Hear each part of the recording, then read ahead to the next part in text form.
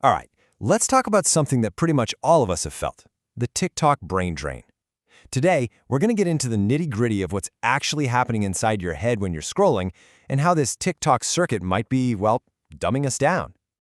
We've all been there, right? You just plan to check one thing just for a second. The next time you look at the clock, an hour, maybe two, has just evaporated. It's a weird, disorienting feeling. But what if that lost time is just the tip of the iceberg? Yeah, see, this isn't about you having bad self-control. It's not a willpower problem. What's really happening is that you're caught in a loop, a neurological loop that's been designed with incredible precision. And to really get how it works, we have to talk about the chemical that's running the whole show. So let's dive into the basic mechanics of your brain's own reward engine. Because at the center of all of this is one very, very important little molecule. And that molecule is dopamine. Now, you've probably heard it called the feel-good chemical, which is kind of true, but it's also a little misleading. Dopamine is really the chemical of motivation. It's the brain's way of saying, hey, that thing you just did, that was awesome. Let's do it again. It's what drives us to find food, to connect with people, basically to do things that help us survive and thrive. And in our day-to-day lives, this system is fantastic. Think about it. You get a trigger, you feel hungry, so you take an action, you eat some food. And then comes the reward, that little hit of dopamine that makes you feel satisfied.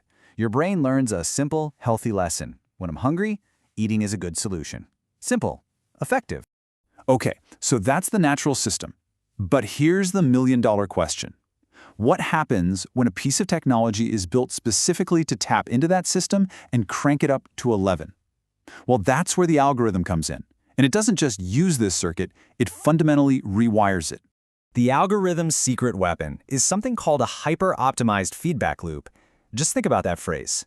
Every single thing you do on the app, every swipe up, every time you linger on a video for half a second longer, is a signal. The algorithm is learning you in real time what makes your brain light up, and then it just gives you more and more and more of it, instantly.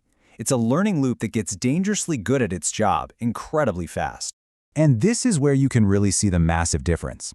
Think about a natural reward, like finishing a tough project or learning a song on the guitar. It takes a ton of effort, right? You have to wait for the payoff. But when you get it, the satisfaction is deep and it lasts. TikTok just flips the entire thing on its head. It's absolutely zero effort, just a flick of the thumb, for an immediate but very fleeting jolt of novelty. So a better way to think about it is this. A healthy reward cycle is like enjoying a really good, satisfying meal. The TikTok feed? That's a slot machine for your brain. You pull the lever, you swipe, and you have no idea what's coming next. It could be a dud, or it could be a jackpot. And that randomness, that unpredictability, is exactly what makes a slot machine, and the feed, so addictive. So, what happens when we're pulling that lever on that neurological slot machine for hours and hours every day? What's the actual fallout? This is where we get to the so-called dumbing down effect. Okay, so here's what's happening on a biological level.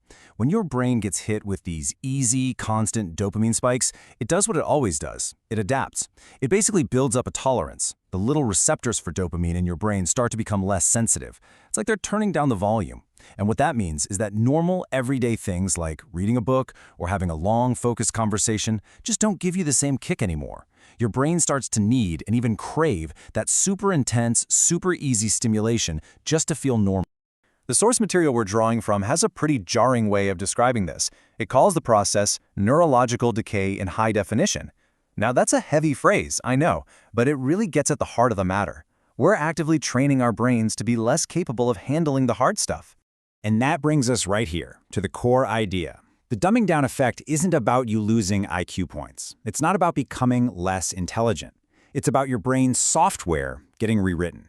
When your brain gets conditioned to a constant diet of junk food, of easy, instant rewards, it gets out of shape for the hard work of real, deep, long-term thinking. So all of this, it really leads us to one final and I think pretty crucial question. Now that we see the mechanism, we have to ask ourselves, what is the real price we're paying for all this entertainment that costs us nothing but our attention? So I'm just going to leave you with this to chew on.